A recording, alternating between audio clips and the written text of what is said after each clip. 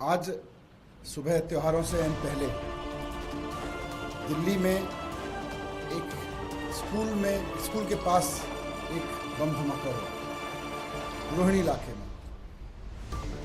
इलाके में हुआ ये बम धमाका बहुत चिंता करने वाला है कि त्योहारों से एन पहले, जब त्योहारों के अवसर पर लोग जगह जगह असेंबल हो रहे हैं, मार्केट्स में भीड़ है, बहुत सारी एक्टिविटीज़ हो रही हैं, दिवाली मिलन चल रहे हैं अलग अलग जगहों पे, वैसे भी मार्केट्स में लगातार भीड़ बढ़ रही है और बढ़ेगी।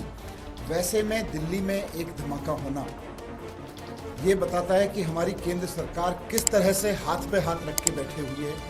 उनको दिल्ली वालों की कोई चिंता नहीं है, कतई चिंता नहीं है। उनको दिल्ली की कानून व्यवस्था की, दिल्ली में लॉ एंड ऑर्डर की, दिल्ली में इंटेलिजेंस की उनको कोई चिंता नहीं है। पूरी तरह से ये केंद्र सरकार का फेलियर है।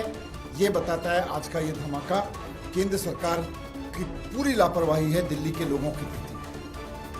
ये जो धमाका हुआ इससे स्कूल की दीवार गिर गई, उसको नुकसान हो गया। मैं शुक्रगुजार हूँ भगवान का कि आज छुट्टी का दिन था। अगर ये हादसा स्कूल के दिन हुआ होता तो सोचो क्या होता और क्या गुजरती उन बच्चों पर जो अपना भविष्य बनाने के लिए वो नन्हे नन्हे बच्चे, मासूम बच्चे वहाँ पर पढ़ रहे हैं। मैं सोच रहा था कि ये चिंता सिर्फ मेरी है आज इस धमाके की। मैं ही हिला हुआ हूँ, डर रहा हूँ।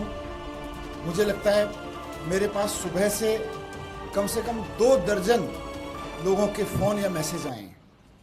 लोग कह रहे हैं मनीष जी भीड़ में मत जाना, दिल्ली में हालत ख़राब है। लोग कह रहे हैं जी आप पदयात्रा करने लोगों के बीच जाते हो, अभी दिल्ली में मत जाना, कहीं भी कुछ भी हो सकता है। भारतीय जनता पार्टी एकदम हाथ पे हाथ रख के सोई हुई है, उसको कोई चिंता नहीं है दिल्ली की क्या होगा, आप भीड़ में मत जाना। ये तो लोग मुझसे कह रहे हैं। ये इंडिकेशन है कि दिल्ली में लोग किस हद तक डर गए आज की इस घटना से। भारतीय जनता पार्टी के नाकारेपन से, बीजेपी की केंद्र सरकार की लापरवाही से और उनकी एकदम जो नींद में सोए हुए हैं वो, उससे दिल्ली के लोगों में आज के धमाके से कितनी दहशत हुई है इसका अंदाजा भी नहीं है भारतीय जनता पार्टी को। और बात आज की होती तो शायद वन ऑफ घटना होती।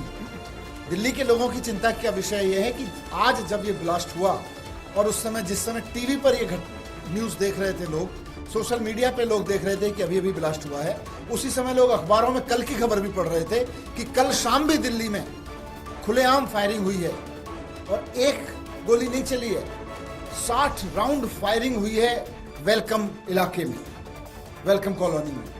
वहाँ पे एक लड़की घायल भी हुई है। मतलब ये हो क्या रहा है? कहीं से कोई आके दिल्ली में ब्लास्ट कर जा रहा है, कहीं से कोई गैंगस्टर आके खुलेआम हवाई फायरिंग करके चला जा रहा है, 60 राउंड फायरिंग करके चला जा रहा है। किसी गैंगस्टर को कोई डर नहीं है, किसी बम प्लांट करने वालों को कोई डर नहीं है। ये हो क्या रहा है दिल्ली में? और ये आज और कल की घटनाएं होती तो भी बड़ी चीज थी कि चलो ठीक है, वन ऑफ इंसिडेंट है, लॉ एंड ऑर्डर की कोई चूक हुई हो सकती है, कोई एक चूक मान सकते हैं। लेकिन पिछले कुछ दिनों की अगर घटनाओं को देखें तो जिस तरह से दिल्ली में एक के बाद एक गैंगस्टर्स का आतंक हुआ है, रंगदारी वसूली के, बड़े बड़े व्यापारियों से वसूली के जिस तरह से धमकियां दी गई हैं, लोगों के शोरूम के सामने, लोगों की दुकानों के सामने जिस तरह से फायरिंग हुई है, वो सिर्फ कल की घटना नहीं है। वो दिल्ली में लगभग रोज हो रहा है कि किसी इलाके में किसी दुकानदार को धमकी दी जा रही है, उसकी दुकान के सामने फायरिंग की जा रही है। रोज ये घटना घट रही है दिल्ली में।